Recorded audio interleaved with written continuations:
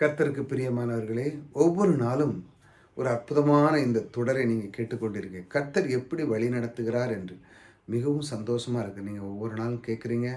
இதை எப்படி வழி நடத்துகிறார் என்பது உங்களுடைய உள்ளம் சந்தோஷமா இருக்கும், மகிழ்ச்சியா இருக்கும். பாடலே உங்களுக்கு அழகாக வாயிலிருந்து வர ஆரம்பிக்கும். என்னை தேடி வந்தாரே, என்னை தெரிந்து கொண்டாரே, அவர் எப்பொழுதும் அவர் என்றென்றும் என் உள்ளத்தில் இருப்பவரே. தேவனின் அவரை நாடும் பொழுது தன்னாலே நம்முடைய நாவிலே பாடல் ஆரம்பிச்சு. இதெல்லாம் நானே எழுதி படித்த பாடல்கள். நானே நிறைய பாடல்கள்லாம் எழுதி வச்சிருக்கிறேன். தேவனுக்காக இந்த மாதிரி அவருடைய வார்த்தைகளை நாம் தியானிக்கும் பொழுது உள்ளத்திலே அழகாக பாடல் வரும். பாருங்க, அவர் நம்மளை எப்படி வழிநடத்துகிறார் பாருங்க. நாம் ஒன்று அவரை நாடும் பொழுது நமக்கு வேறொரு தாளந்தை தந்து இவ்வளோ அழகாக வழிநடத்துகிறார் பாருங்க. அவருடைய வார்த்தையை கேட்கும் பொழுது நம்முடைய உள்ளம் மகிழ்ச்சியாக இருக்கணும் பாருங்க. அவர் எப்படி வழிநடத்துகிறார்.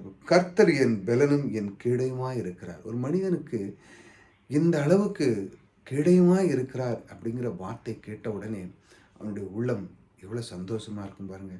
அவனுக்குள்ளே இருந்து எவ்வளோ அழகாக வழிநடத்துகிறார் பாருங்க. அவர் எனக்கு கீடையுமா இருக்கிறார்.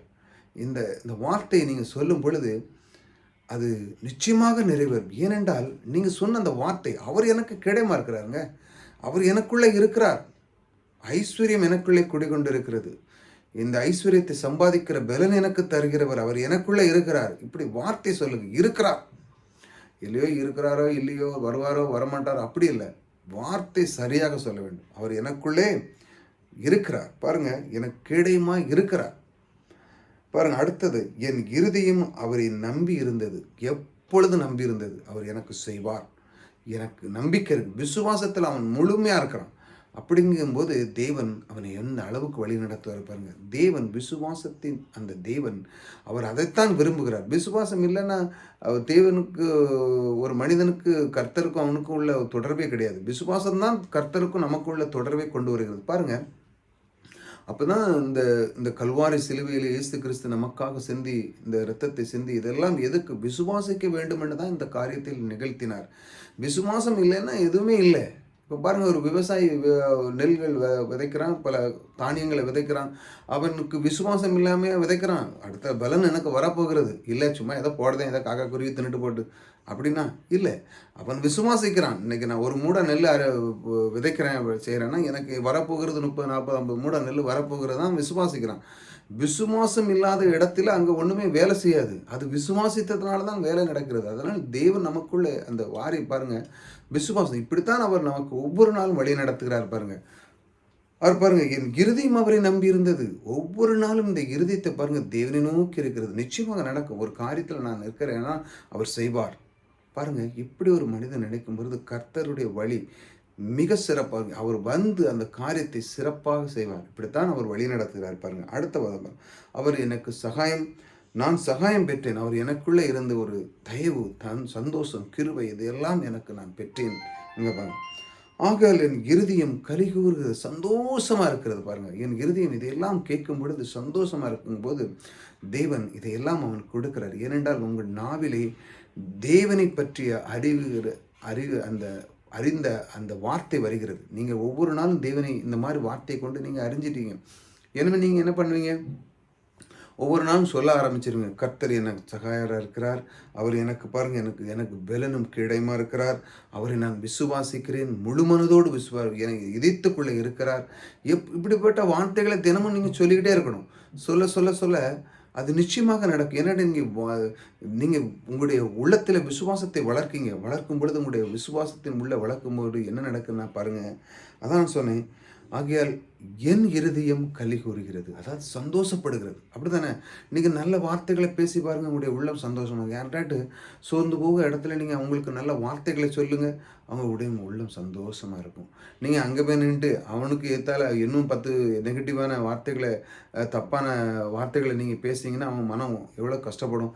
நீங்கள் தேவனுக்கான பிரியமான வார்த்தைகளை, அவனுக்கு பலன் கொடுக்குற வார்த்தைகளை பேசும்பொழுது அவனுடைய உள்ளம் களி கூறும். அதே மாதிரி தான் இந்த வார்த்தைகளை, தேவனுடைய வார்த்தைகளை கேட்கும் பொழுது நம்முடைய உள்ளம் சந்தோஷப்படும் மட்டுமல்ல, பாருங்க இடத்துல, என் பாட்டினால் அவரை துதிப்பேன். பாருங்க, இந்த உள்ளம் என்றைக்குமே நம்முடைய இந்த உள்ளம் மகிழ்ச்சியாக இருக்கும்போது தேவனை நோக்கி கர்த்தாவே நன்றி. எங்கு சென்றாலும் பாருங்கள், போக்குவரத்துனாலும் சரிதான், எங்கே ஒரு வேலையினாலும் சரிதான், பிள்ளைகள் படிக்கிறாலும் சரிதான், எல்லாமே தேவன் அதையெல்லாம் நம் தேவனுக்கு பிரியமான வார்த்தை சொல்லி பிள்ளையை அனுப்பும் பொழுது, கர்த்தர் உன் கூட இருக்கிறாம்மா, உனக்கு பரீட்சையில் ஒரு பிரச்சனை இருக்காது, நீ நல்லா எக்ஸாமில் பாஸ் பண்ணி நல்ல மார்க் எடுப்பா இப்படி சொல்லி அனுப்பும்போது அந்த பிள்ளைகள் சந்தோஷம் போகுது, சந்தோஷமாக எழுதி வருகிறது. நம்ம தப்பாக பேசினா, நீ என்னத்தை படித்து என்னத்தை எழுத போகிறா, ஒன்றுமே படிக்கல அப்படி இப்படின்னு பேசினா, அந்த வார்த்தை பாருங்கள் அந்த பிள்ளையினுடைய உள்ளத்தில் போகும். எழுது, நீ உன்னால் முடியும், கர்த்தர் உன் கூட இருக்கிறாருமா அப்படின்னு அந்த பிள்ளையோட சொல்லி அனுப்பும்போது, அந்த அந்த வார்த்தை உள்ளே சென்று, தேவனுடைய வார்த்தை உள்ளே சென்று செயல்பட ஆரம்பிக்கிறது. அங்கே அந்த பிள்ளைக்கு தெரிந்த கொஸ்டினே வர ஆரம்பிக்கும். அந்த அளவுக்கு வார்த்தை நீங்கள் சொல்லணும் பாருங்கள். அந்த வார்த்தை சொல்லும் பொழுது தான் அந்த உள்ளம் கலிகூர்ந்து தேவனை நோக்கி பாடல்களை பாட ஆரம்பிக்கிறது. இப்படித்தான் உங்களை ஒவ்வொரு நாளும் கர்த்தர் உங்களை அழகாக வழிநடத்துகிறார். தேவன் பாருங்கள், வார்த்தையை வைத்து உங்களுடைய வாழ்க்கையின் உள்ளத்தில் இருக்க தவறான எண்ணங்களை நீக்கி அற்புதமாக உங்களுடைய வாழ்க்கையை மாற்றி அமைத்து அற்புதமாக வழிநடத்துகிறார். இதை ஒவ்வொரு நாளும் தெரிந்து கொள்ளும்போது உங்களுடைய உள்ளம் மகிழ்ச்சியாக இருக்கும், களி கூர்ந்திருக்கும், சந்தோஷமாக இருக்கும், பாடல் புறப்படும். மற்றவர்கள் நீங்கள் எங்கு சென்றாலும் மற்றவர்களுக்கு பயன் உள்ளவராக இருப்பீங்க. மற்றவருடைய உள்ளத்தை பார்த்து அவங்க சோர்ந்து போகிற நேரத்திலும் அவர்களை நல்ல ஒரு வார்த்தை சொல்லி நீங்கள் அவர்களை பலப்படுத்தி அவர்களை கலிகூற வைப்பீங்க. இப்படி தேவனுடைய வார்த்தையை ஒவ்வொரு நாளும் நீங்கள் கேட்கும் பொழுது உங்களுடைய உள்ளம் மகிழ்ச்சியாக இருக்கும் பாருங்கள். அதனால தான் நான் ஒவ்வொரு நாளும் இந்த தலைப்பை நான் உங்களுக்கு அதிகமாக போட்டுக்கொண்டு வருகிறேன். கர்த்தர் எப்படி வழி நடத்துகிறார் என்றால், இந்த மாதிரி வார்த்தை நீ சொல்லும் பொழுது அந்த இடத்தில் நான் வந்து இருந்து அதை நான் வழி நடத்துகிறேன். நீ தவறான வார்த்தைகளை சொல்லாதே. வார்த்தை ஒன்று பேசும் பொழுது கவனமாக பேசு. அந்த வார்த்தைக்கு கனத்தை கொடு. அந்த வார்த்தையை நீ தெரிந்து கொள். இது சரிதானா? தேவனுடைய வார்த்தைக்கு நிகராக இந்த வார்த்தை நான் சொல்லுகிறேன், இது நிச்சயமாக நடக்குமா அப்படின்னு சொல்லி சும்மா ஏனதானமும் சொல்லி அந்த வார்த்தையை நீங்கள் நிறைய பேர் பாருங்கள், வளவளான்னு பேச மாட்டாங்க. ஒரு வார்த்தை பேசணும் அப்படின்னா சரியாக பேசுவார்கள், அது கரெக்டாக இருக்கும். அந்த வார்த்தைக்கு அவங்க மதிப்பு கொடுக்குறாங்க. அந்த மாதிரி தான் தேவன் இந்த அண்ட சராசரியை படைத்தவர், அவருடைய வார்த்தை கொண்டு இந்த உலகத்தையே உண்டு பண்ண அந்த தேவன் இந்த அளவு நம்மை வழிநடத்தி கொண்டிருக்கிறார் என்றால் அந்த வார்த்தை கனம் பண்ணுங்கள். இதையெல்லாம் தந்த தேவன், இந்த வார்த்தை தந்த தேவன் உங்களோடு கூட இருக்கிறார். இப்படி தான் உங்களை வழிநடத்துகிறார். இந்த வழிநடத்தலை நீங்கள் அறிந்து கொள்ளும் பொழுது உங்களுடைய உள்ளம் எல்லா விதத்திலுமே சந்தோஷமாக இருக்கும். மீண்டும் இந்த வார்த்தை ஒரு தடவை உங்களுக்கு வாசிக்கிறேன். கர்த்தர் என் பலனும் என் கேடயமா இருக்கிறார், என் இருதயம் அவரை நம்பியிருந்தது, நான் சகாயம் பெற்றேன், ஆகையால் என் இருதயம் களி கூறுகிறது, என் பாட்டினால் அவரை துதிப்பேன். ஹல்லேலூயா. கர்த்தர் உங்களோடு கூட இருக்கிறார். கர்த்தர் உங்களை ஆசீர்வதிக்கிறார்.